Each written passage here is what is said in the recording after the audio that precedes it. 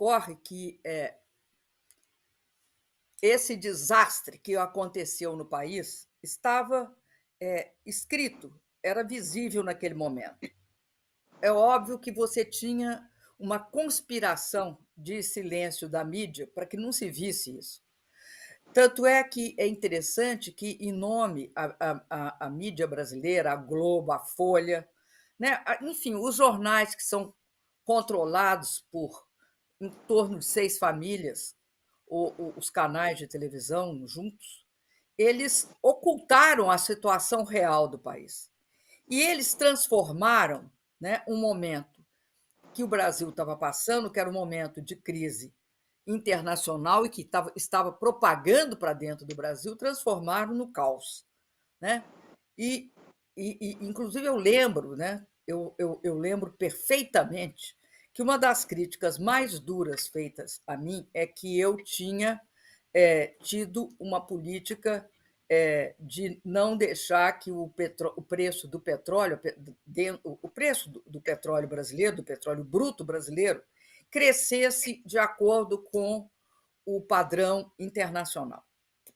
Uma vez que nós controlamos o petróleo, o que aconteceu foi que você teve, naquele momento, uma situação de conspiração. E essa conspiração tinha claro, tinha claro um objetivo. O objetivo era assegurar as condições para enquadrar o Brasil econômica, social, política e geopoliticamente ao neoliberalismo, ao padrão neoliberal.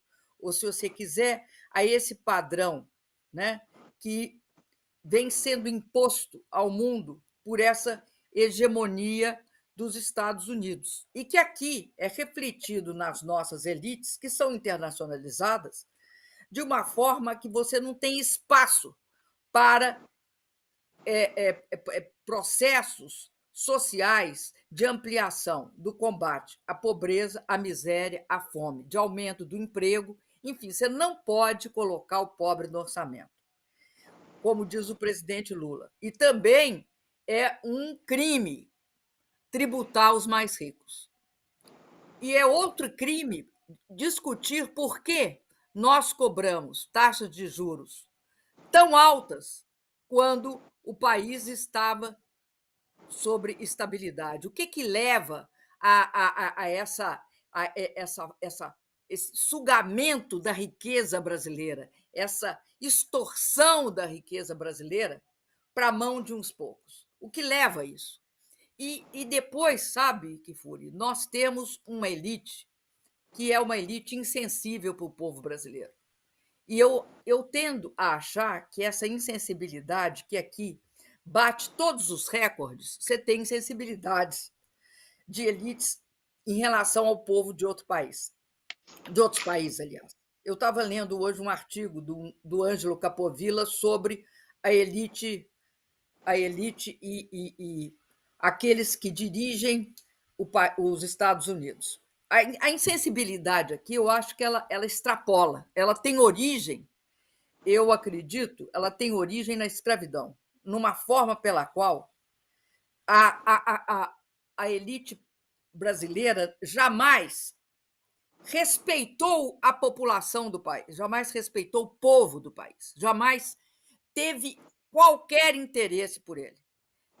É isso que você vê, por exemplo, nessas falas do Guedes. Então, eu acho que as palavras que eu fiz no Senado aquele dia foram palavras que refletiam a luta desde 2003 que o PT travou para governar o Brasil, né?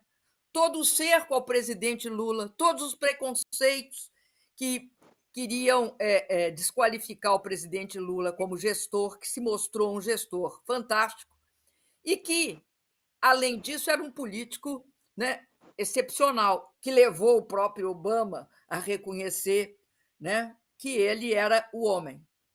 E tudo isso marca esse momento do país.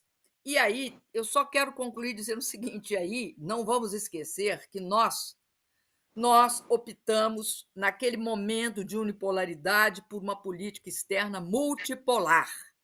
Tanto é assim que participávamos dos BRICS, tínhamos relações com a África, com toda a América Latina, prioritariamente, e mantínhamos uma relação qualificada, ou seja, de nível não subalterna, não submissa, com os países europeus, o Japão e os Estados Unidos. Então, Mu- nós fomos devidamente enquadrados. E isso é um fato que tem a ver com a nova tecnologia da chamada guerra de quarta geração, ou dos golpes híbridos, que começam com os impeachments, passam pelos lawfare e elegem ultradireitistas, como foi com o caso do Bolsonaro, insensíveis completamente, desligados completamente dos destinos da população desse país. E a gente, que era a sexta economia, hoje, né, nós caímos vários pontos. E somos um país que não tem respeito nenhum da comunidade internacional. O Brasil sempre foi chamado, sempre liderou as conferências do clima. E hoje sequer é chamado. E se for chamado, é secundarizado.